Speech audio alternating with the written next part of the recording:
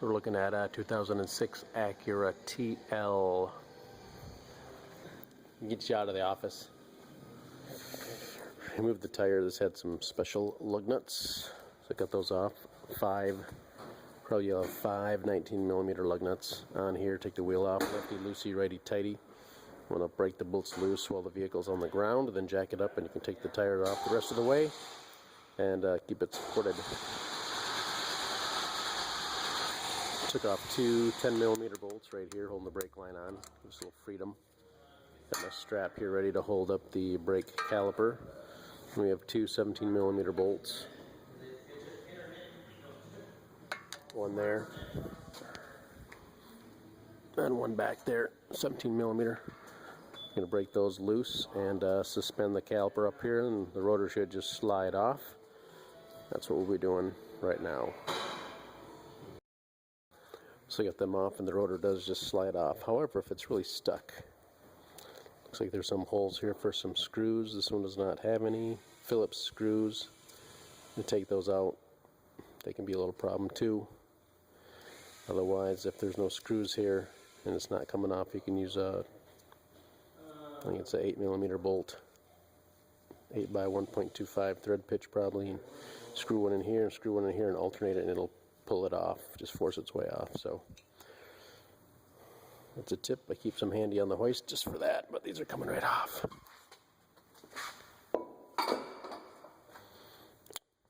Alright, getting there. So I used a hammer and a screwdriver and I raised the little piece here that was staked in. Screwdriver in there, hammered it, and straightened it out. Now at this point, actually, you might be not doing this in the right order. If you don't have an impact gun, I'll be using the impact gun in a 1 7/16 socket. What you can do is raise the stake.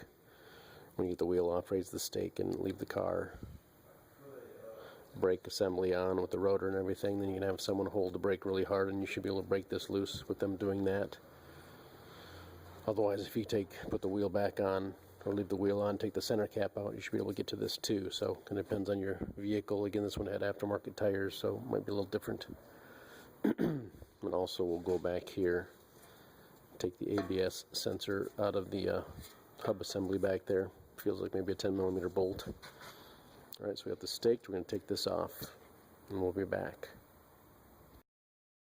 So it was a 10mm bolt in here, holding that down. Just got our pliers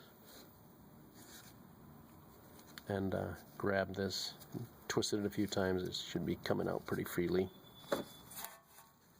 Boom.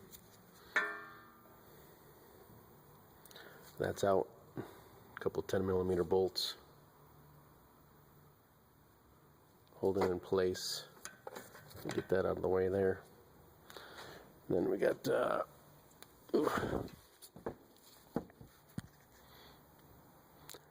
remove the cotter key. This is a cotter key here. We're just going to straighten it out and push it through the hole. And we'll probably do the same for the bottom and for the top. You see this top's already straightened out. We're probably dealing with 17mm nuts most likely on there. So we'll take the cotter keys out and take these nuts off. Upper ball joint, lower ball joint, and tie rod end. Alright, then we got our nuts all loose and I put it on here.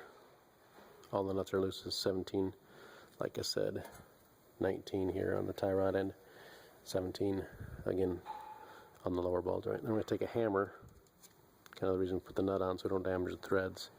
Take a hammer here until it frees up the stud that goes through here so we can remove this whole assembly.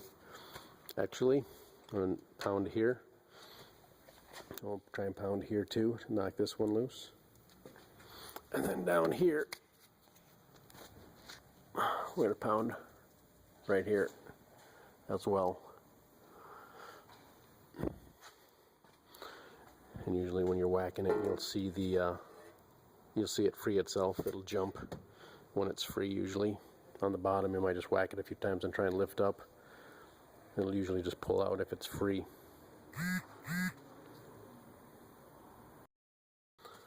just want to show you the example. Just give it a few good whacks and it's free.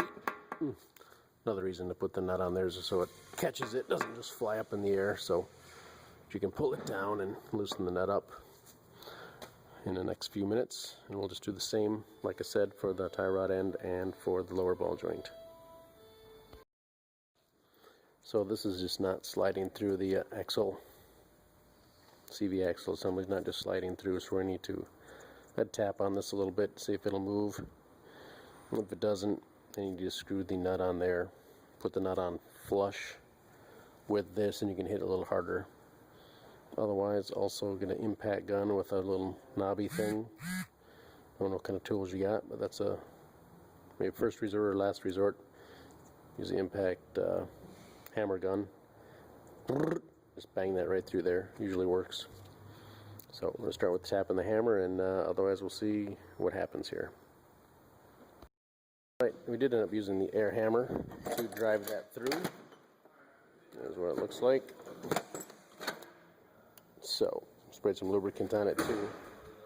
So this is it. At this point, really, I'd recommend you send it to a machine shop somewhere with a press, because you're going to need to press this center part out. And there's probably a clip in here. You can take the clip out, so you can push the bearing out, probably out this way. And hammering's not the best way to do it. So hopefully you've watched this video all the way through. Maybe I'll show you some press procedures, or we'll see.